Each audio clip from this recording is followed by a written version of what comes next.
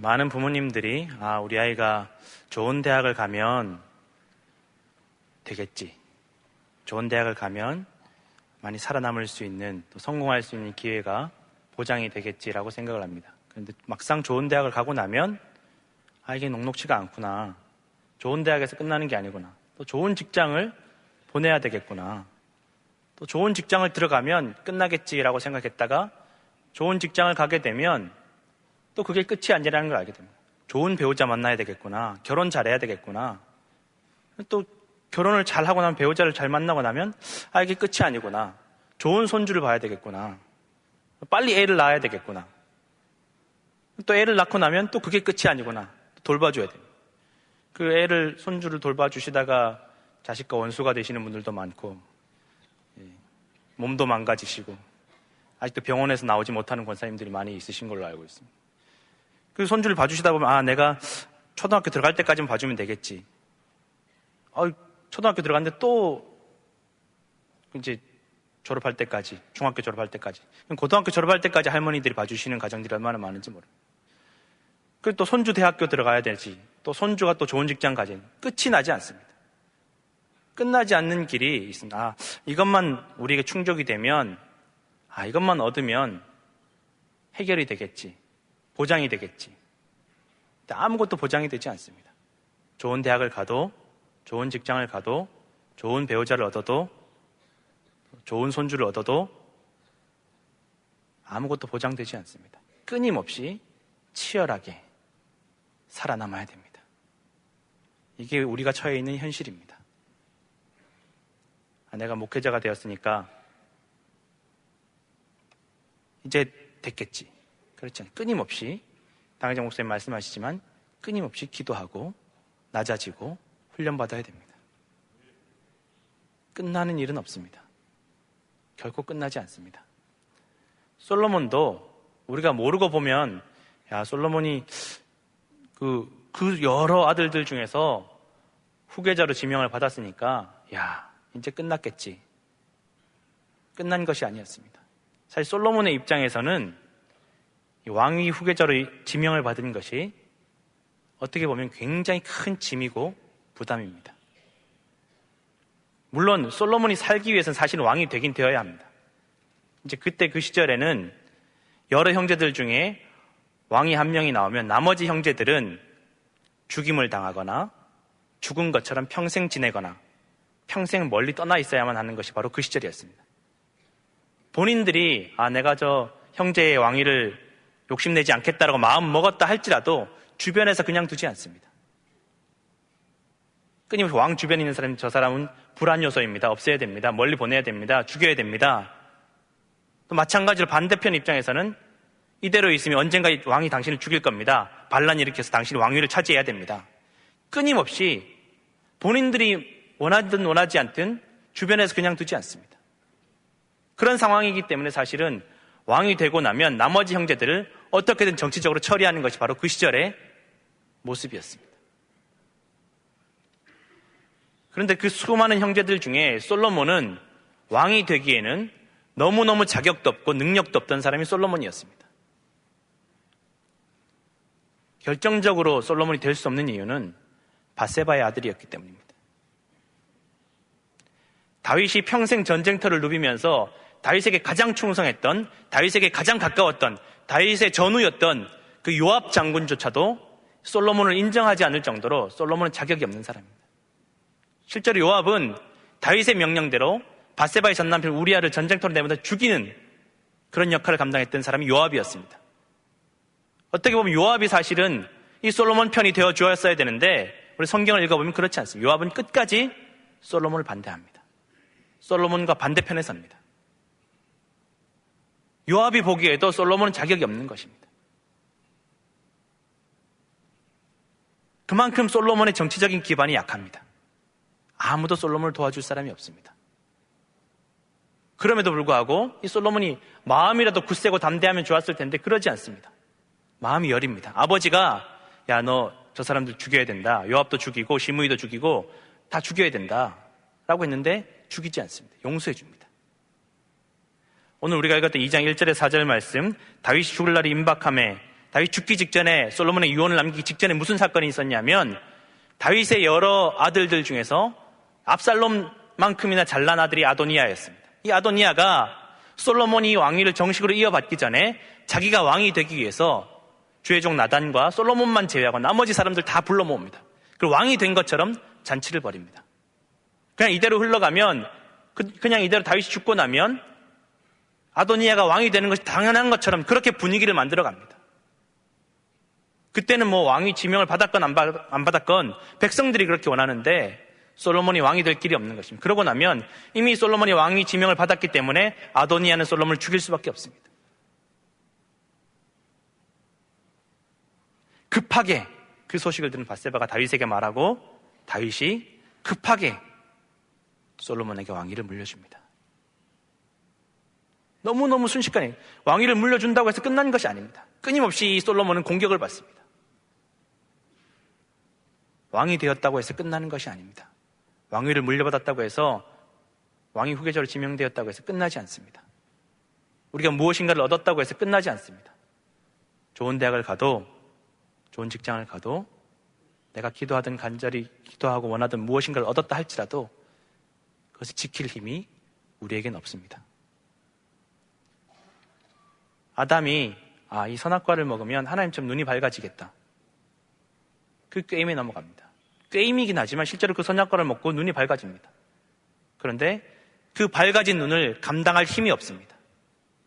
아담과 하와에게 선악과를 먹고 눈은 밝아졌을지라도 자신들이 얼마나 연약한 존재인지, 얼마나 아무것도 아닌 존재인지, 하나님 없이는 얼마나 평생 두렵고 불안하게 살아야만 하는 존재인지를 깨닫게 될 뿐이었지 그들에게 그것을 감당할 능력이 없었습니다. 그 문제를 해결할 능력이 없어. 오히려 새로운 문제가 생겼습니다. 솔로몬도 물론 그런 범죄한 것은 아니지만 솔로몬이 왕이 되고 나서 위협이 사라진 것이 아닙니다. 이 아도니아, 한번 용서해 주었던 이 아도니아 형을, 왕이 되고자 했던 이 형 아도니아를 용서해 주고 나서 이 아도니아가 포기한 것이 아니었습니다. 또다시 요압과 손을 잡고 이 솔로몬을 끌어내리기 위해서, 자기가 왕이 되기 위해서 밧세바를 꼬입니다. 왕의 어머니 밧세바에게 가서 왕이 품었던 그 여인을 나에게 주옵소서. 밧세바는 아무 생각이 없습니다. 그게 그 다윗 왕이 품었던 그 여인을 아도니아에게 주었을 때 어떤 일이 벌어지리라는 것을 밧세바는 전혀 까맣게 모릅니다. 그것이 아도니아가 그 왕권을 빼앗기 위한 단계라는 것을 밧세바는 전혀 모른 채로 솔로몬에게 나가서 말합니다. 그러나 솔로몬은 깨닫습니다. 아도니아가 포기하지 않았구나. 아도니아가 이제는 내 어머니까지도 이용을 하는구나. 그제서야 솔로몬이 깨닫습니다. 그제서야 그 뒤에 아도니아에 대해 또한 요압이 있다는 것을 깨닫습니다. 그제서야 요압을 죽입니다. 하나님께서 사울 왕에게 아말렉 사람들 다 죽여라, 그 짐승 한 마리도 남기지 말고 다 죽여라 라고 하셨을 때는 이유가 있습니다. 우리 단 한 번 순종하지 않는 것, 단 한 번 방심하는 것, 이것 정도 괜찮겠지 하는 것, 그것 때문에 반드시 문제가 생깁니다. 하나님께서 우리에게 하라고 하신 것, 그 모든 것들에는 이유가 있는 줄로 믿습니다. 여호수아가 단 한 번 하나님께 기도하지 않고 자기 마음대로, 자기 주관대로, 자기 생각대로 판단한 것, 그것 하나 때문에 평생 이스라엘에게 가시 같은 민족들이 이스라엘 속으로 들어옵니다. 평생 이스라엘을 괴롭히는 그 민족들이 들어옵니다.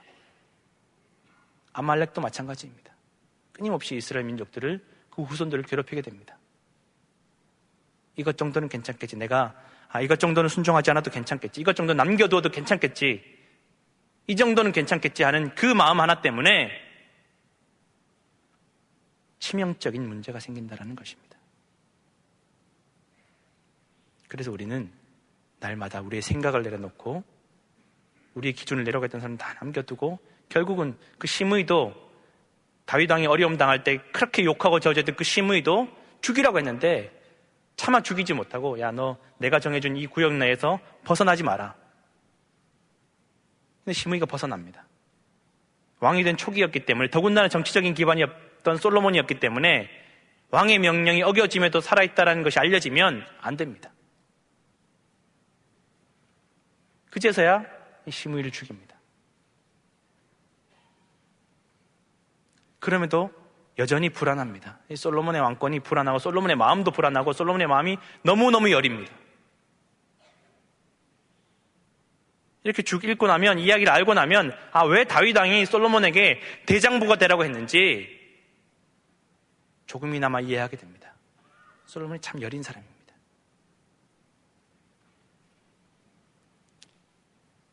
그럼에도 불안해서 그 당시 최고의 강대국이었던 애굽의 공주를 아내로 맞이합니다. 우리가 읽진 않았지만 3장에 보면 그 내용이 나옵니다. 그래도 애굽이 도움이 될 수가 없습니다. 도와주지 못합니다. 솔로몬이 그제서야 아버지 말씀을 기억하고 하나님께 나아갑니다. 우리가 너무도 잘 아는 1,000번제를 하나님께 드립니다. 우리가 알겠지만 1,000번제가 1,000일 동안 드린 제사가 아니라 1,000마리 짐승을 한꺼번에 드린 것이 바로 솔로몬의 1,000번제였습니다. 어떻게 보면 1,000마리 짐승을 가지고 짐승을 잡아서 잔치를 베풀고 좀 어려운 사람도 돕고 주변에 그 신하들을 좀 돕고 다독거리는 데 사용했다면 참 좋았을 텐데, 이 1,000마리의 짐승이 솔로몬이 왕이 되었음에도 불구하고 분명히 부담되는 재물이었음에도 불구하고 1,000마리 짐승을 잡아서 하나님께 드립니다. 솔로몬이 충분히 활용할 수 있는데, 더 좋은 쪽으로 활용할 수 있는데, 인간적으로 활용할 수 있는데, 정치적으로 활용할 수 있는 1,000마리 짐승을 다 잡아서 주님께 기도합니다. 예배합니다. 그리고 기도합니다. 하나님 도와주옵소서. 이 왕권, 이 왕이, 이 백성이 나의 백성이 아닙니다. 내 것이 아닙니다. 하나님의 백성이고 하나님께서 나에게 주신 은혜입니다. 내가 그래서 잘 감당할 수 있도록, 이 백성들 가운데 내가 선악을 잘 분별하여서 판단할 수 있도록 나에게 지혜를 주옵소서. 내 것이 아닙니다. 나는 할 수 없습니다. 하나님 나를 도와주옵소서. 철저하게 하나님 앞에 낮아집니다. 내게 주신 이 왕이 내가 지킬 수 없습니다. 하나님 도와주옵소서. 1,000마리 짐승을 잡아서 번제하면서 예배하면서 기도합니다. 내 것이 아닙니다. 하나님의 백성입니다. 이 하나님의 백성을 잘 다스릴 수 있도록, 분별할 수 있도록 지혜를 주옵소서. 여러분, 마땅한 것은 단 하나도 없습니다. 내 가족, 내 직장, 내 사업, 내 자녀들, 내 형제들, 당연히 여길 것은 단 하나도 없습니다. 내 부모님이니까 나를 잘 사랑해 주셔야지? 아닙니다. 여러분, 뉴스를 보십시오. 얼마나 많은 부모님들이 자녀를 몹시합니까? 내 자녀이니까 당연히 나를 존경하겠지, 존경해야지. 그렇지 않습니다, 여러분. 얼마나 많은 자녀들이 부모에게 몹시합니까? 당연하지 않습니다. 마땅하지 않습니다.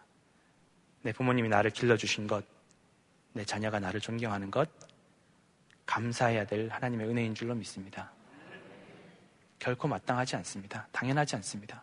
내 아내가, 내 남편이 내 옆에 있어주는 것, 감사한 일입니다. 당연한 것이 아닙니다. 나는 아무것도 아니고 우리는 아무것도 없습니다. 내 것은 아무것도 없습니다. 오늘 이 한순간, 이 한 호흡, 내가 나와서 예배하는 것, 이것도 당연하지 않습니다. 내가 하나님께 드리는 것이 아니라, 내가 하나님께 기도를 드리는 것이 아니라, 내가 예배를 드리는 것이 아니라 하나님께서 우리에게 베풀어 주신 은혜인 줄로 믿습니다.